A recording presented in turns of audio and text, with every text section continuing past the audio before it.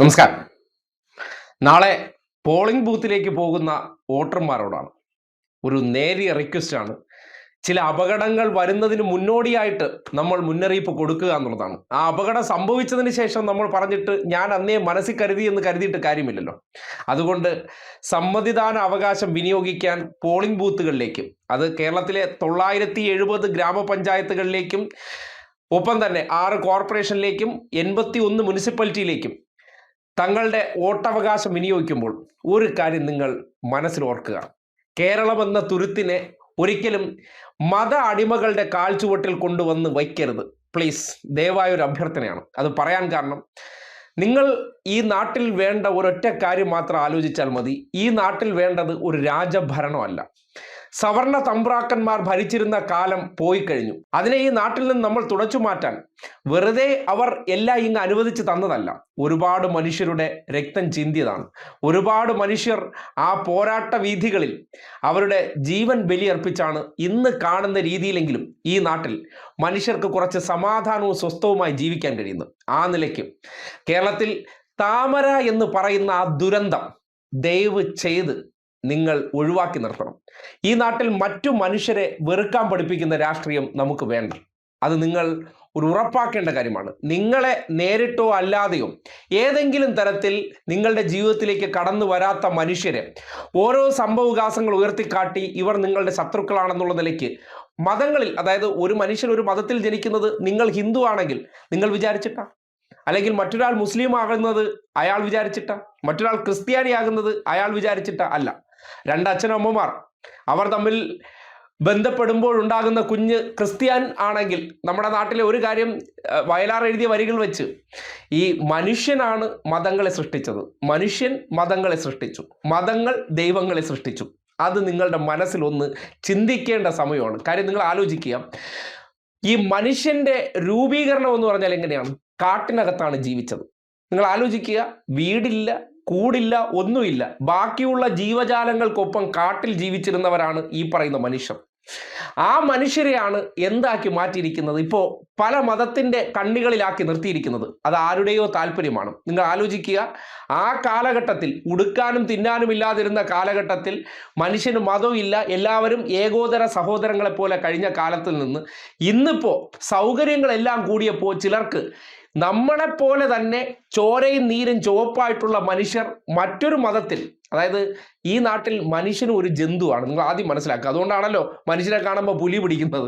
പുലിയല്ല, ഇനി സിംഹം കണ്ടാലും അവരുടെ ആഹാരമാണ് അവർ പിടിച്ചുകൊണ്ട് പോകും. പിന്നെ ഇവരെല്ലാം ഒരുമിച്ച് താമസിക്കുന്നത് അവരുടേതായ ഏരിയയിൽ പ്രത്യേക വീടും കൂടൊക്കെ ഉണ്ടാക്കി താമസിക്കുന്നവരായി മാറി എന്നുള്ളത് കൊണ്ട് മനുഷ്യൻ ഈ ഭൂമിയിലെ ഒരു ജന്തു, ഒരു സ്പീഷ്യസ് അല്ലാതായി മാറുന്നില്ല. ആ മനുഷ്യരെ മറ്റുള്ള, അതായത് ഈ മൃഗങ്ങൾക്കിടയിൽ പോലും നിങ്ങൾക്ക് കാണാൻ പറ്റില്ല, മതത്തിൻ്റെ പേരിൽ തമ്മിലടിക്കുന്ന ഏക ഈ ജന്തുവാണ് ഈ പറയുന്ന മനുഷ്യൻ എന്ന് പറയുന്നത്. ആ മനുഷ്യനെ ആ കണ്ണികളിലേക്കാക്കി വീണ്ടും വീണ്ടും അധികാരങ്ങൾ നിലനിർത്താൻ അവരെ ശത്രുപക്ഷത്ത്, അതായത് നിങ്ങളുടെ ജീവിതത്തിൽ നേരിട്ടോ അല്ലാതെയോ അവർ വന്ന് ഒരു ശല്യവും നിങ്ങൾക്ക് ചെയ്തിട്ടില്ല, നിങ്ങളുടെ എന്തെങ്കിലും പിടിച്ചു പറിച്ചുകൊണ്ട് പോയിട്ടില്ല, അല്ലെങ്കിൽ എൻ്റെ ജീവിതത്തിൽ വന്ന് അവർ ശല്യം ചെയ്തിട്ടില്ല. പക്ഷെ അവരെ നിങ്ങൾ എന്തൊക്കെയോ കാരണങ്ങൾ കൊണ്ട് വെറുക്കാൻ പഠിപ്പിക്കുകയാണ്. അവരും മനുഷ്യരാണ്. തെറ്റ് ഇപ്പോൾ ഹിന്ദു മതത്തിലാണെങ്കിലും മുസ്ലിം മതത്തിലാണെങ്കിലും ക്രിസ്ത്യൻ മതത്തിലാണെങ്കിലും എല്ലാത്തിലും വിഷജന്തുക്കളുണ്ട്. അത് മൃഗങ്ങൾക്കിടയിലാണെങ്കിൽ പോലും നമ്മൾ കണ്ടിട്ടില്ല, ഒറ്റയാന്മാരെന്ന് പറയുന്ന അതുപോലുള്ള ആൾക്കാരുണ്ട്. ആ മനുഷ്യരെ തിരുത്തുന്നതിന് പകരം അവരെ കാണിച്ചുകൊണ്ട് നമ്മൾ മതങ്ങളുടെ പേരിൽ പരസ്പരം തമ്മിൽ തല്ലിക്കാനും അതിൻ്റെ പേരിൽ രാഷ്ട്രീയ നേട്ടമുണ്ടാക്കി അധികാരം കാണാൻ ശ്രമിക്കുന്ന വിഭാഗക്കാർ കേരളത്തിൻ്റെ പടിക്ക് പുറത്ത് നിന്നൊരു കാലമുണ്ടായിരുന്നു. ഇവിടെ പാകിസ്ഥാനിൽ പോ, അല്ലെങ്കിൽ ഇവിടെ മുസ്ലിം ആണെങ്കിൽ നിങ്ങൾ ഈ രാജ്യം വിട്ടു പോകുന്നൊക്കെ പറയുന്ന ഒരു അവസ്ഥ നമ്മൾ മുമ്പ് കേട്ടിട്ടില്ല. അങ്ങനെ ഒരു രീതിയിലേക്ക് നമ്മളെ മാറ്റിയെടുത്ത രാഷ്ട്രീയത്തെ കേരളത്തിൻ്റെ പടിക്ക് പുറത്ത് നിർത്താൻ നിങ്ങൾ ജാഗ്രത കാണിക്കണം. നമുക്കിനി തമ്പുരാന്മാർ വേണ്ടെന്നേ. തമ്പുരാന്മാർ ഭരിച്ച കാലഘട്ടങ്ങളിൽ മുഴുവൻ ഈ നാട്ടിൽ മനുഷ്യന് വഴി നടക്കാൻ പറ്റിയിട്ടില്ല. ഈ നാട്ടിലെ മനുഷ്യർക്ക് ഒരു തുണ്ട് ഭൂമി ഉണ്ടായിരുന്നില്ല. ഈ നാട്ടിലെ പിന്നോക്കക്കാരായിട്ടുള്ള മനുഷ്യർ, എല്ലാ മനുഷ്യരും അല്ല, സവർണ കുലത്തിന് താഴെ ഉണ്ടായിരുന്ന മനുഷ്യർ ഇപ്പോഴും പ്രജയാണ്, രാജാവാണ്, നാട്ടുരാജാവാണ്, ഇന്ത്യ എന്ന ആ മഹാരാജ്യമാണ്, മഹാസാമ്രാജ്യമാണ് എന്നൊക്കെ പറയുന്നിടത്ത് നിങ്ങൾ മനസ്സിലാക്കേണ്ട ഒരൊറ്റ കാര്യമേ ഉള്ളൂ. ഉദ്ദേശം പഴയ കാലഘട്ടത്തിലേക്ക്, ആ ഇരുണ്ട കാലഘട്ടത്തിലേക്ക് നമ്മെ നടത്തിക്കുക എന്നുള്ളതാണ്. അതിന് വിശ്വാസം മാത്രമാണ് ഏക കവചം. തിരിച്ചറിയുക, വോട്ട് നിങ്ങളുടെ സ്വന്തം അവകാശമാണ്. കുറേയേറെ പേരെ പലതരം പറ്റിപ്പുകളിലൊക്കെ വീഴ്ത്തിയിട്ടുണ്ട്. അടിമുടി ഉടായ്പായിട്ടുള്ള ആരുടെ ഈ നാട്ടിലെ ഈ സവർണന്മാരുടെ നഷ്ടപ്പെട്ടു പോയ ഒരു പ്രതാപമുണ്ട്. അത് തിരിച്ചു പിടിക്കാൻ വേണ്ടി വിശ്വാസത്തിന്റെ മറ പിടിച്ച് തമ്പ്രാക്കന്മാർ ഒളിഞ്ഞു വരുന്നുണ്ട്.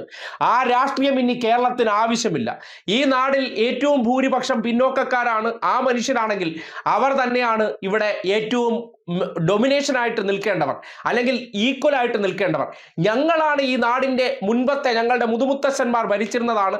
ആ കാലം കൊണ്ടുവരാൻ വേണ്ടി ചിലർ ശ്രമിക്കുമ്പോൾ, അതിൻ്റെ പിന്നിൽ ഈ വിശ്വാസമെടുത്ത് തിരികെ കയറ്റുമ്പോൾ, മറ്റു മതക്കാരെ വെറുക്കാൻ പഠിപ്പിക്കുമ്പോൾ, ആ ചതിക്കുഴിയിൽ ദയവ് ചെയ്ത് വീഴരുത്.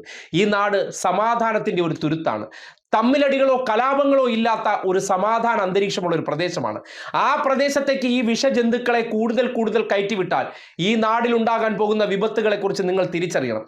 ദയവായി നിങ്ങളുടെ സമ്മതിദാന അവകാശം വിനിയോഗിക്കുമ്പോൾ സ്വതന്ത്ര ചിന്തയുള്ള മനുഷ്യരിലേക്ക് വേണം അത് വിനിയോഗിക്കേണ്ടത്. അല്ലെങ്കിൽ വരും തലമുറയെ ഈ രാജ്യത്തിന്റെ മറ്റു പ്രദേശങ്ങളിൽ നടക്കുന്നത് പോലെ അടിമത്വത്തിന്റെ അവസ്ഥയിലേക്ക് കൊണ്ടുചെന്ന് എത്തിക്കരുത് എന്നൊരു വിനീതമായ അഭിപ്രായമുണ്ട്. അത് നിങ്ങൾ ഇപ്പോൾ ചെവിക്കൊണ്ടില്ലെങ്കിൽ നിങ്ങൾ ഇന്നലകളിൽ ഈ രീതിയിൽ നിങ്ങൾക്ക് സ്വാതന്ത്ര്യം വാങ്ങിത്തന്ന മനുഷ്യരോട് കാട്ടുന്ന നെറുകേടാണ്. സ്വാതന്ത്ര്യ സമര കാലഘട്ടത്തിൽ ബ്രിട്ടീഷുകാരുടെ കാല് തിരുമാൻ നടന്നവർ, അവരുടെ ഷൂ നക്കാൻ നടന്നവർ, അവരല്ല ഈ നാട് ഭരിക്കേണ്ടവർ. അവർക്ക് അധികാരത്തിന്റെ തണലിലെത്താൻ ആരുടെയും പിന്നാലെ പോകാൻ പറ്റും. അതുകൊണ്ട് നിങ്ങളുടെ മുന്നിലേക്ക് വലിയ പ്രചരണമായിട്ടും അല്ലെങ്കിൽ കാണാൻ സൗന്ദര്യമുള്ളവരായിട്ടൊക്കെ വരും. ആ സൗന്ദര്യമുള്ളവർ ഭരിച്ചിരുന്ന കാലഘട്ടത്തിൽ ഈ നാട്ടിലെ മനുഷ്യർ, അതായത് നിങ്ങളുടെ മുതുമുത്തച്ഛന്മാരുടെയൊക്കെ അവസ്ഥ, ഒരു തുണ്ട് ഭൂമിയില്ലായിരുന്നു. 1956 വരെ കേരളം രൂപീകൃതമാകുന്ന കാലഘട്ടത്തിൽ ആദ്യത്തെ സർക്കാർ വരുമ്പോൾ വരെ കുടികിടപ്പേ ഉണ്ടായിരുന്നുള്ളൂ. അവിടെ നിന്ന് നിങ്ങൾ എങ്ങനെയാണ് ഇന്ന് ഭൂമിയിലേക്ക് എത്തിയതെന്നുള്ള ചരിത്രത്തെക്കുറിച്ച് അറിയുമ്പോൾ ഇവന്മാരെ ഈ പരിസരത്ത് നിർത്താൻ പറ്റില്ല. അതുകൊണ്ട് ദയവ് ചെയ്ത് താമരയും സുഡാപ്പികളും ഒഴിച്ച് നിങ്ങൾ ഈ നാടിൻ്റെ മതേതരത്വം ഉയർത്തിപ്പിടിക്കുന്നവർ അവർക്ക് വോട്ട് ചെയ്യണം. മത അടിമകളായിട്ടുള്ളവർ, മതം പറഞ്ഞു വരുന്നവർ കടക്ക് പുറത്ത് എന്ന് നിങ്ങളുടെ സമ്മതിദാന അവകാശം വിനിയോഗിച്ചുകൊണ്ട് ലോകം തന്നെ ശ്രദ്ധിക്കുന്ന ഒരു നാടിൻ്റെ ഈ സമാധാന സൗഹാർദ്ദ അന്തരീക്ഷം നിലനിർത്താനുള്ള ഒരു അവസരമായിട്ട് ഈ തെരഞ്ഞെടുപ്പിനെ കാണണമെന്ന് വിനീതമായിട്ട് ഒരു സഹോദരനെ പോലെ നിങ്ങളോട് അഭ്യർത്ഥിക്കുക.